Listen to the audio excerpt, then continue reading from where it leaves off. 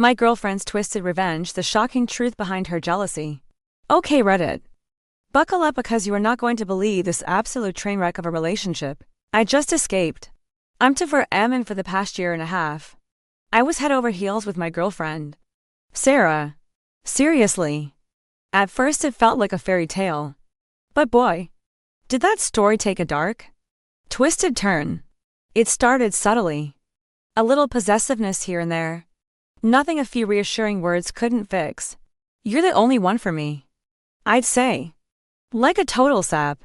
But then the green-eyed monster reared its ugly head and escalated into full-blown paranoia. The mere mention of a female coworker or a friend would send her spiraling into accusations. I swear. I spent half my life convincing her she had nothing to worry about. Then, the final explosion came a couple of weeks ago. I'm in the office busting my butt, working on a massive project with a colleague named Lisa. We were pulling all-nighters for days. So to keep our sanity, we started grabbing lunch together.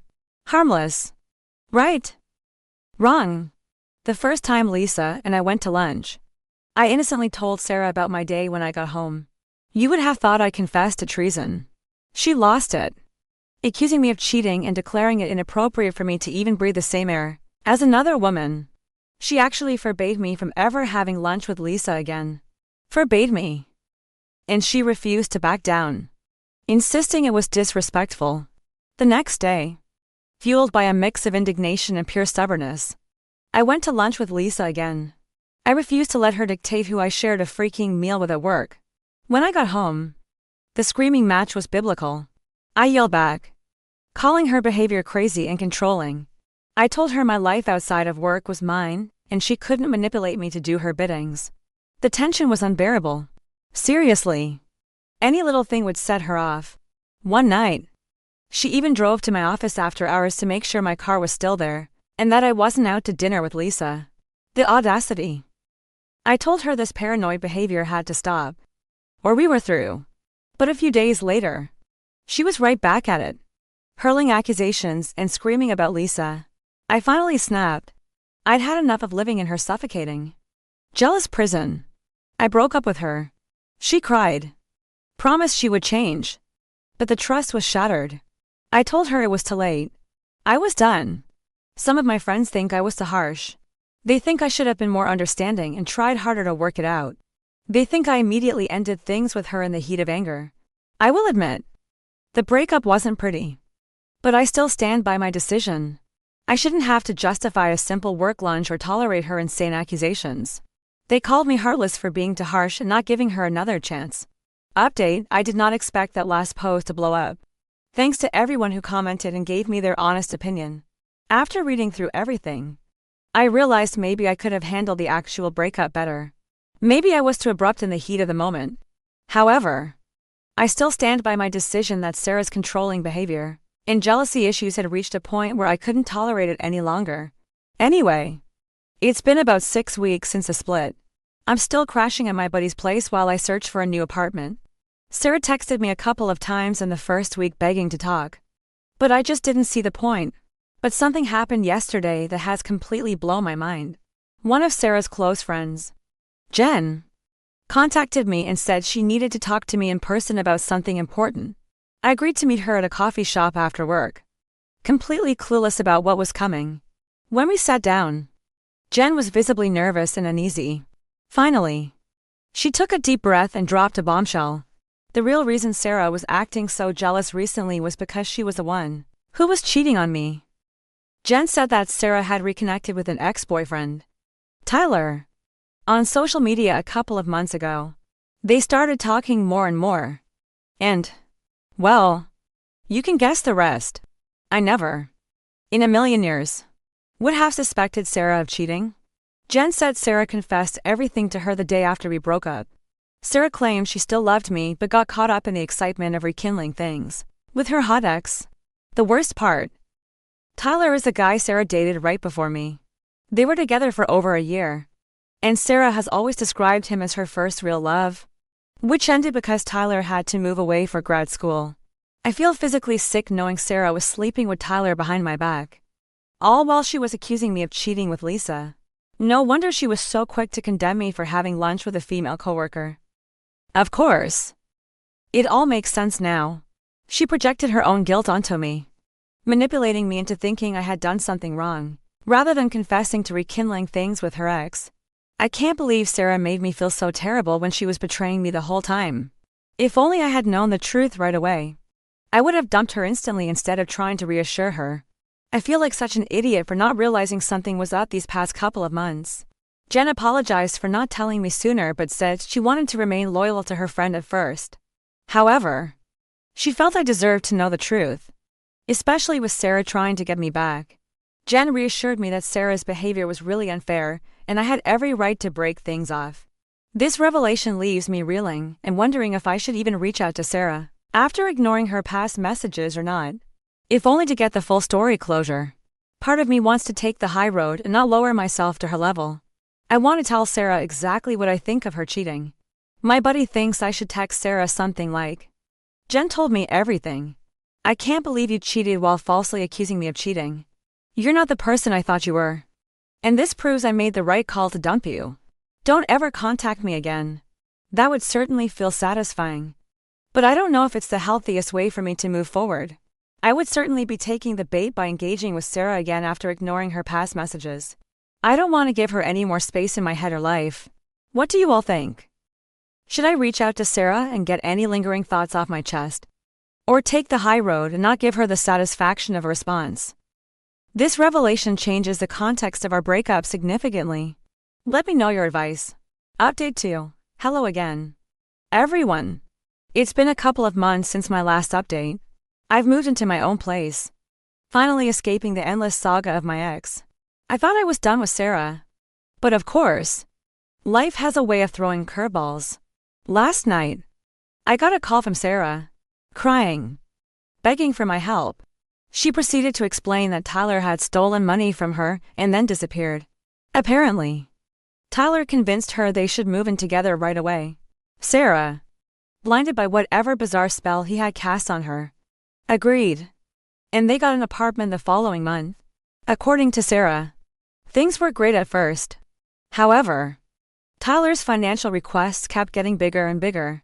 He asked Sarah to pay his half of the rent and utilities for several months in a row, because he had lost his job.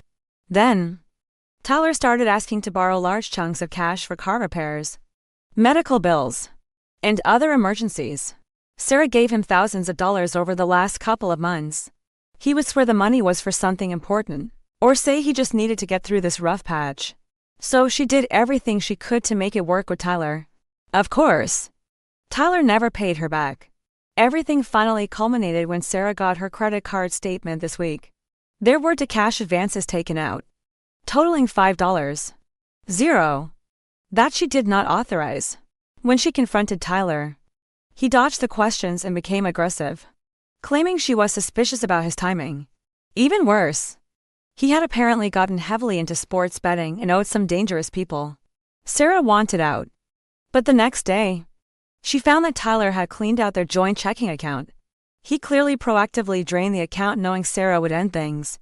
To make matters worse, none of their mutual friends have heard from him or know where he is either. I'll admit that my first instinct was to hang up on her or say she deserved it.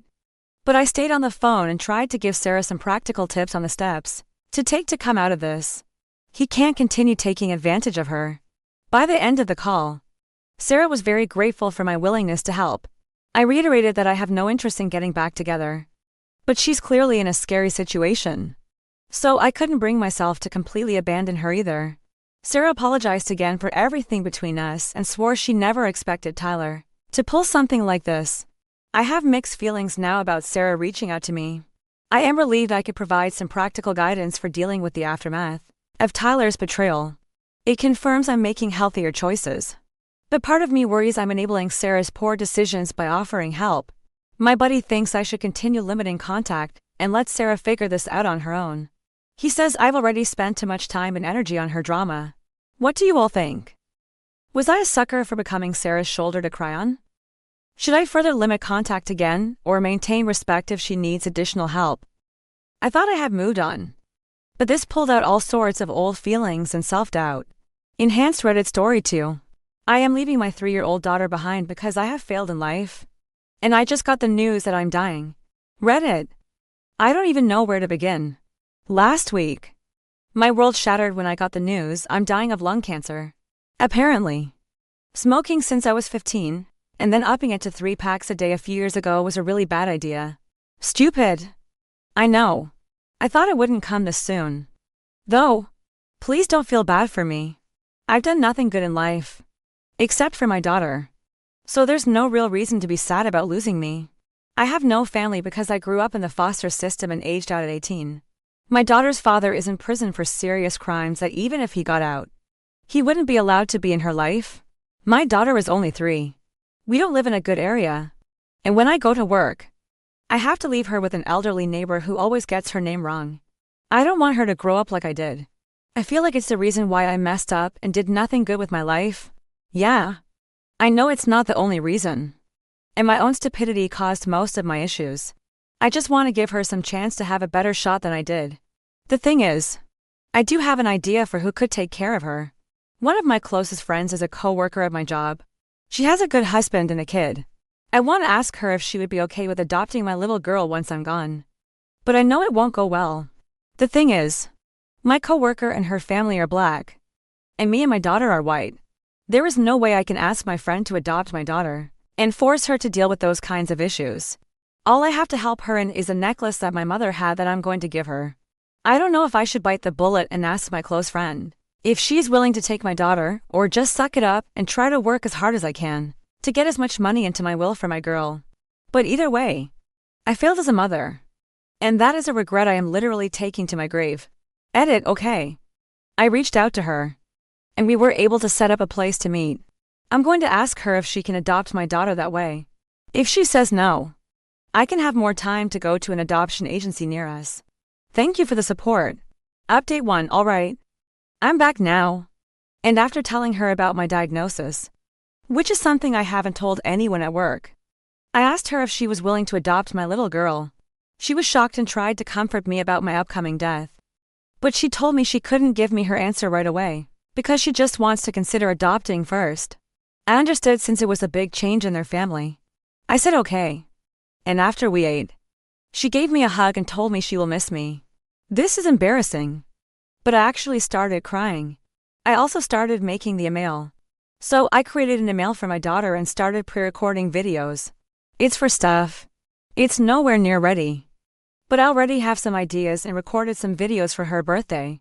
My friend reached out to me a few days ago and said that after having a long talk with her husband, they both are considering it. And if they're still on the same page, then it sounds like a good idea. She did tell me that it wasn't a yes. Though, she said that while they both really like the idea, they barely know anything about my little girl. Her husband and 6-year-old son haven't even seen her. So she told me about a plan they came up with. For the rest of this month, I'm going to have to get up 2 hours earlier than normal to drop off my daughter at their house, so her husband can watch over her. He works at home with my coworker. Then, I'll go to work. This way her husband and son can get to know her. She also said she wants us to celebrate Christmas together. So that's something to look forward to in the future. I've already done it yesterday. And when I went to go pick up my little girl, she was the happiest I've ever seen her in a long time. My friend's husband said that they went off on the wrong foot in the start. He said she was really scared sometimes and didn't want to play with her son yet. But since it was their first day, he thinks it'll get better. We did it again today. And he said she mostly watched their son play. But it was already better than yesterday. So that's what's happening right now. I'm scared this will be for nothing. But at the very least, now my daughter is getting better at their house for now. Update 2, today. My friend gave me her family's decision. And I also lost my job. January 20th, 2024. I'm back again. I'm sorry for being gone so long. A lot has happened. And this will be my last post. So this is going to be long. First, I started feeling real sick days after Christmas. My whole chest was hurting like someone was hitting it with a hammer over and over. And I was coughing up blood. My best friend was terrified that I caught something. So we had to go to the doctor. Thankfully, I didn't get anything. Also, thankfully, at the time I was still at work. So I didn't have to pay much for the doctor's bills. Yeah. That was another terrible thing that happened to me recently. Remember how I said that if something were to happen, I would be the first to go? Guess what? The bosses were telling me how they couldn't keep me there as I'm dying, because it wouldn't feel right, and how it's apparent to them my illness was slowing me down. I know I was just causing more problems to my coworkers since I got diagnosed. But I didn't think they would complain about me to my face. I'm so stupid for that. Of course. I was being a pain. I was hoping to still be with them to the end of the month so I could pay my apartment. And I have barely enough money for bills. Rent, groceries, public transportation, and hospital bills. After testing and caring for my little girl for a few weeks and spending a big holiday with them, she was telling me about some of her plans. And I told her it would probably be for the best that my daughter moves in with them. And I wouldn't be able to care for both of us with so little money. They have plenty of guest rooms. I swear I tried to say no, but this was too much. Her husband could use the help looking after her as he works. I can help them decorate and fix up her new room, show them the foods my daughter likes to eat, and sign the papers to get her for the adoption after I'm gone. They have a personal family lawyer. When I haven't been feeling sick, we've been working with him to make sure the adoption goes through. Okay. After all of that, I do want to share some other fun news. Christmas with them was probably the best Christmas my daughter, and even I have ever had our entire lives. My friend's family had like 5 Christmas trees. Thanks to my friend, I was able to make a really special Christmas gift for my daughter. Well, it was really a bunny. But still, I made a voice recording telling her how much I love and will always try to keep her safe. And my friend knows about the emails. I'm almost done with them, just a few more left. I gave her the password to both the email and this Reddit account. Sorry, but I've been getting so much messages, I don't want people to message me when I'm gone. Add about the messages. I've gotten a lot since I updated. Apparently, my story was shared on TikTok. That's cool. I've been wanting to talk a lot. I've never had that happen in my life. I'm saying how as my friend said no. They would love to adopt my little girl. Thank you. But thankfully my friend did say yes. But if you still want to adopt, please reach out to a foster care system in your state. There are still children struggling in the system going through what I did. Give those kids the life I could never have. I've also had some saying how they would love to pay me money to help. Please don't bother. Sorry. But it feels weird accepting money. My whole life I've worked for everything I've had. So it feels wrong accepting money and help from strangers. I do want to address a few messages I've gotten about race.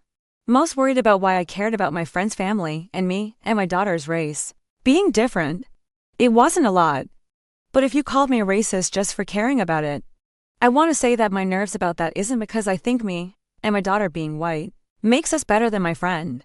I've seen a lot of stuff in the system and talked with other kids of different races. They would tell me the problems they faced from the parents.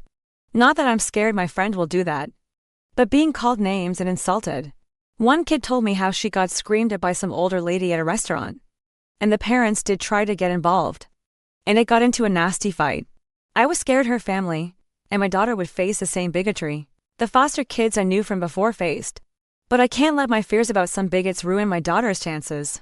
Anyway, this will be the last time I'm going to probably post on here. I don't want to waste my last days. I thought about taking up painting again. Actually, I used to paint when I was in high school before I dropped out. I don't remember a lot from the story, but I do remember at the ending when a character said you didn't waste life when you make something to leave behind. That always stuck with me. I want to paint something. Maybe my friend could hang it up or keep it in their attic.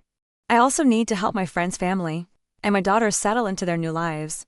Thank you to everyone for your kindness. Was I right? Feedback request. Looking back on everything, especially after learning the truth about Sarah's cheating and then her being scammed by Tyler, I'm left second-guessing myself. Did I handle the initial situation correctly by ending things when I did? Or should I have tried harder to be more understanding? Did I overreact to her jealousy? Even before knowing the full story? And what about after she reached out for help with the Tyler situation? Was I right to offer her assistance? Or was that a mistake that will only lead to more drama and emotional entanglement? I really need some perspective.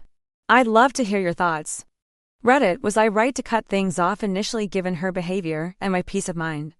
And was I wrong to help Sarah given her prior actions? Tell me what you think. Knowing all the details,